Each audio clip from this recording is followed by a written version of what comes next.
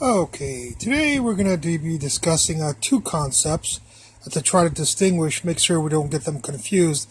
One is called the Gravitational Red Shift, and the other one is called the Doppler Red Shift, or the Doppler Effect of the expanding universe.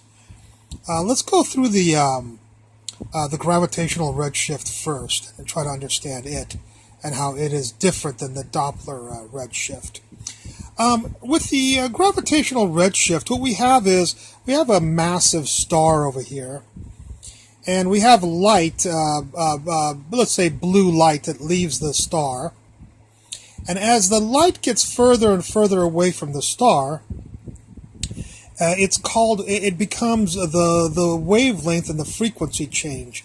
The wavelength gets longer, and the frequency gets smaller. And when the wavelength gets longer, blue light has a short wavelength and a big frequency. Red light has a long wavelength and a small frequency. So as light leaves a gravitational object like a star, black hole, or a galaxy, it goes from being a blue light and gradually it becomes a red light.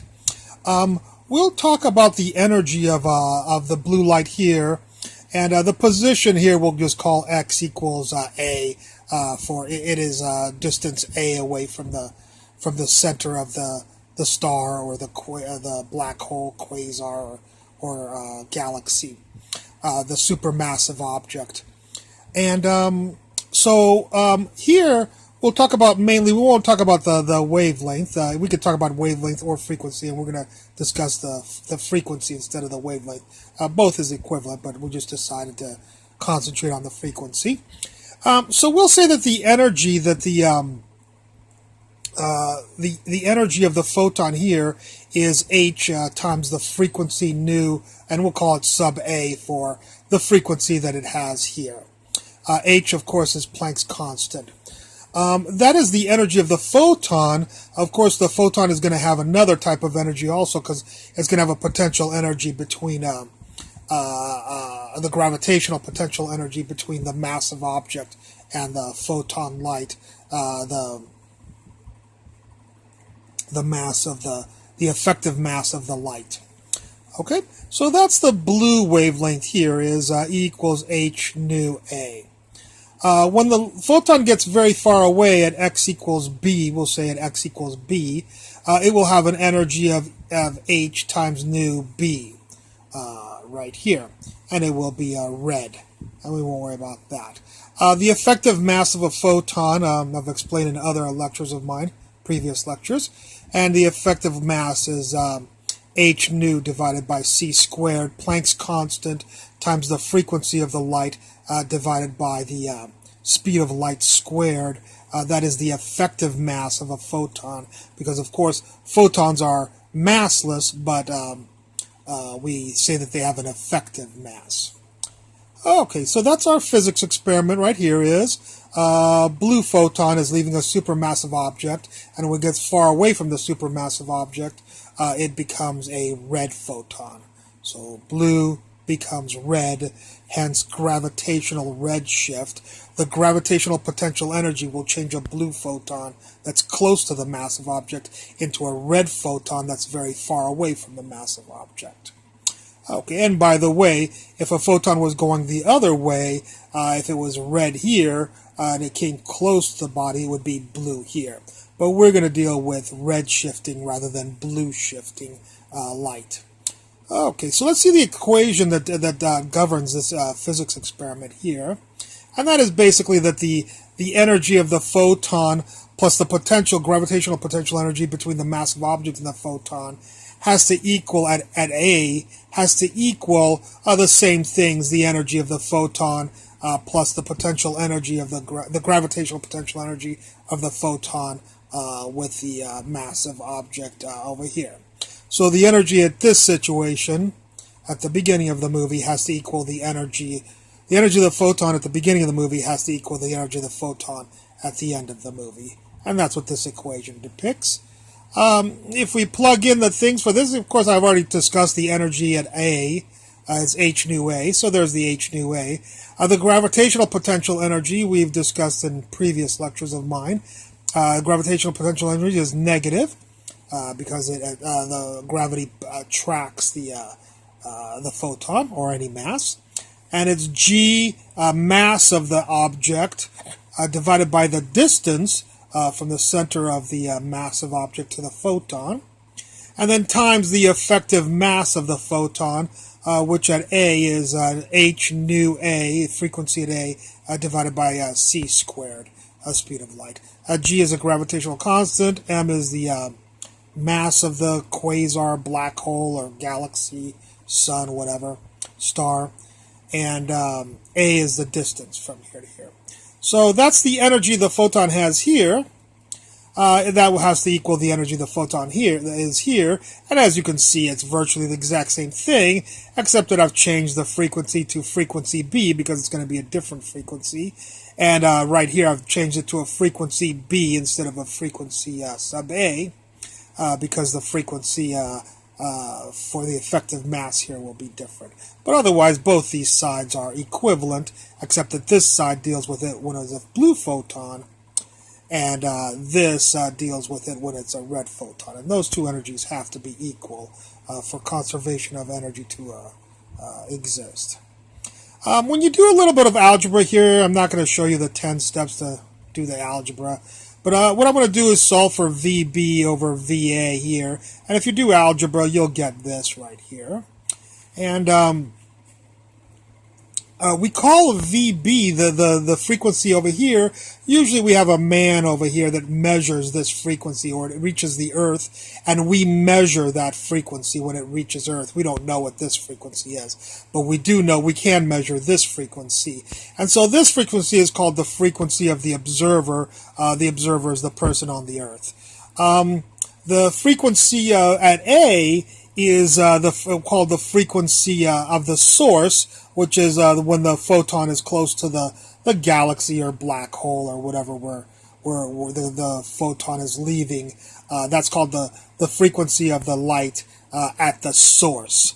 So VA was really the source frequency, and VB was really the observer frequency. I just wanted to mention that now instead of confusing this situation here. So this is our equation that the frequency at the source will change to a frequency that the person on Earth will measure according to this equation. What we'll do mainly is say that the distance B is going to be very, very large.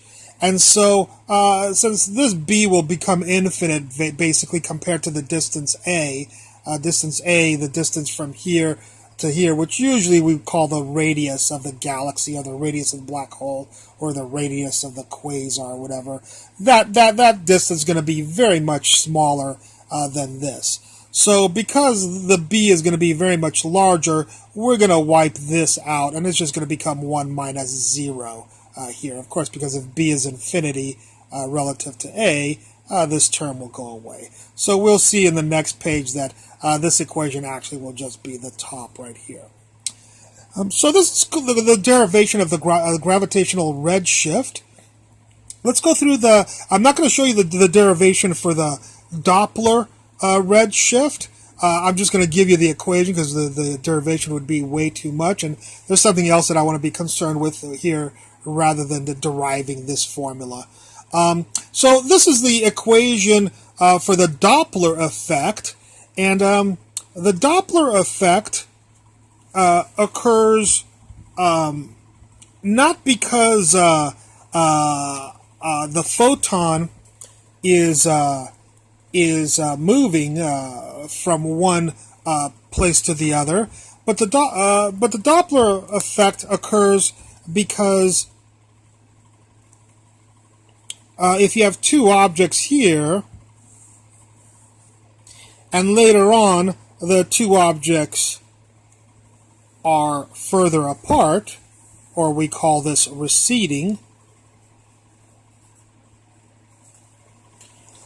So they were very close together, the two objects, and then now the two objects are further apart, it's kind of like when you see a fire truck coming towards you, the frequency is very high, the whining of the alarm is very high, but when the fire truck passes you, the alarm starts becoming a low-pitched alarm. And so we have something called the Doppler Effect that happens with fire trucks, and it also happens when you have two galaxies that are moving far apart, or two black holes that are moving far apart. So we have this, we say that this occurs, though, because we believe that it proves, the fact that this occurs proves that that the universe is expanding, that it's not necessarily that the objects are moving away from each other, but it's because the rubber band that they're on, or the space-time continuum that they're on, is actually stretching out, and that is what is causing these two to recede from each other.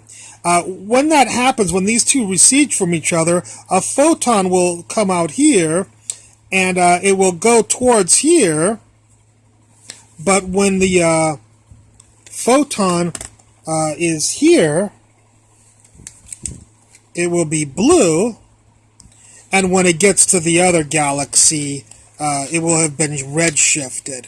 But it won't be redshifted because of we won't worry about it being redshifted because of the gravity that this object exerts on this object. We'll say that this is redshifted because space is being stretched here. So that is the difference between Doppler redshift and gravitational redshift. Is in gravitational redshift, the mass of the object changes the frequency of the light, whereas in Doppler redshift, the stretching of space is what changes the frequency of light. Okay, let's take a look at some things about these two equations that are interesting. Namely, what we're going to worry about is, and as I said before, I'm going to change this equation. We're going to make b go to infinity because b we're going to make a very large distance compared to a. So basically this will go to 0. 1 minus 0 is 1. So we'll just have this, and this. This will be our equation for gravitational redshift, which is what you're about to see on the next page. Okay.